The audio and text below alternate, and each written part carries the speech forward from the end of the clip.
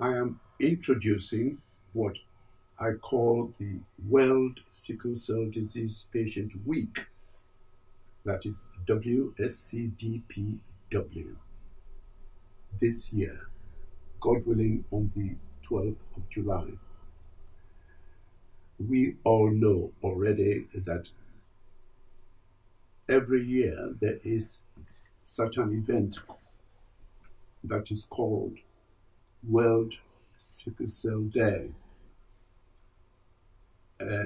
which devotes just one day in the middle of June to this.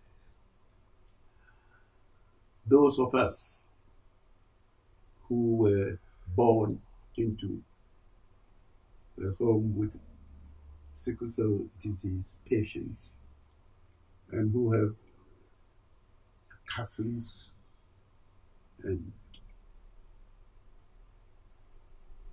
aunts and uncles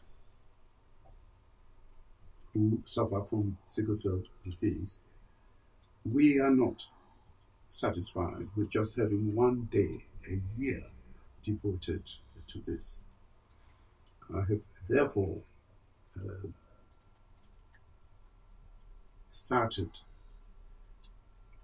a World Sickle Cell Disease Patient Week, whereby we address matters concerned with the patient.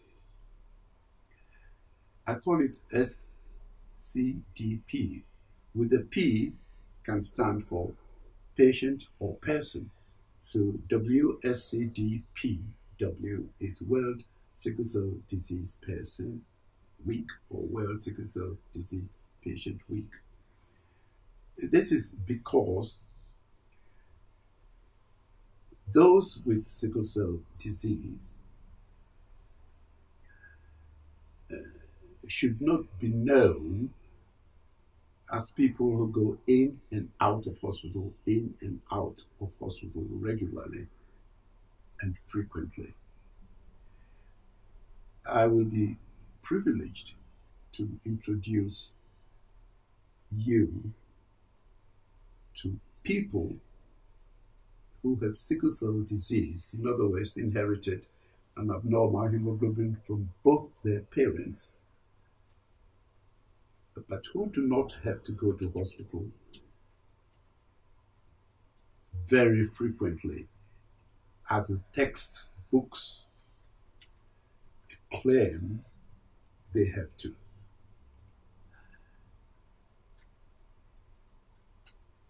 My experience over the years, over the decades, stems from the day I was born, because my immediate elder brother, Victor Agbetey, and my immediate younger brother,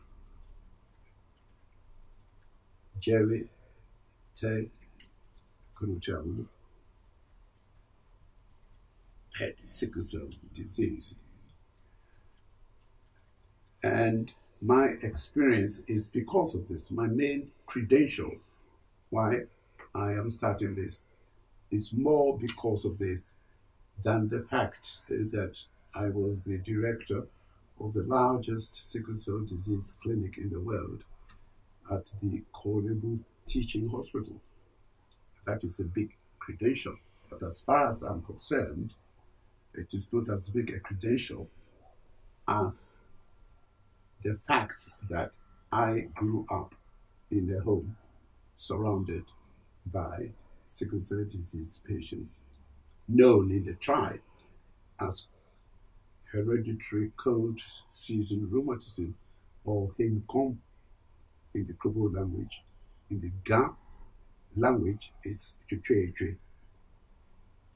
Now,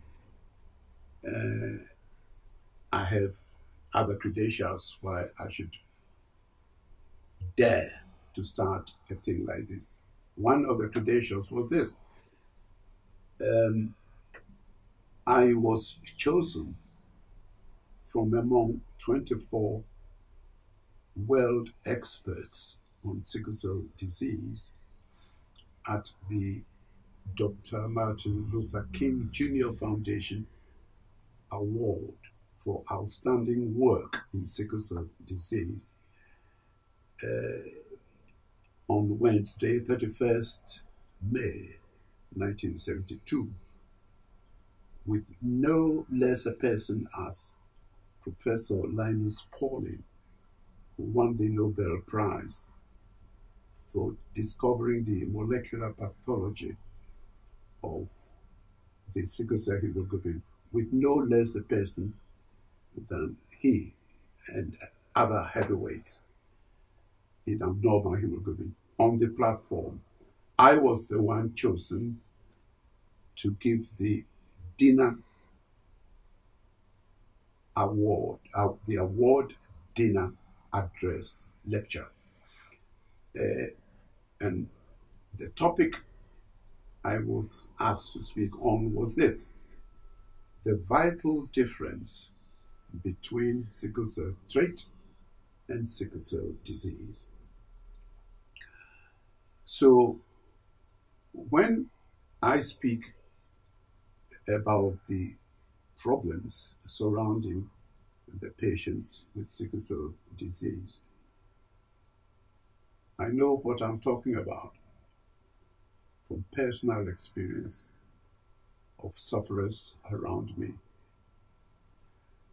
I hope to be able to introduce some of the persons who have inherited abnormal hemoglobins from both father and mother, to show that they have achieved extraordinary things in life despite their abnormal hemoglobin phenotype. The idea that if you have sickle cell disease, you're not able to achieve anything is not true. And I would be able to introduce those who have achieved, shown their achievements.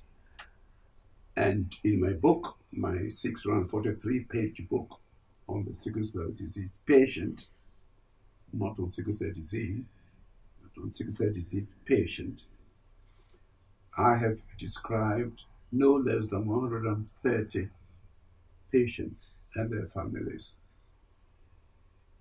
to show what they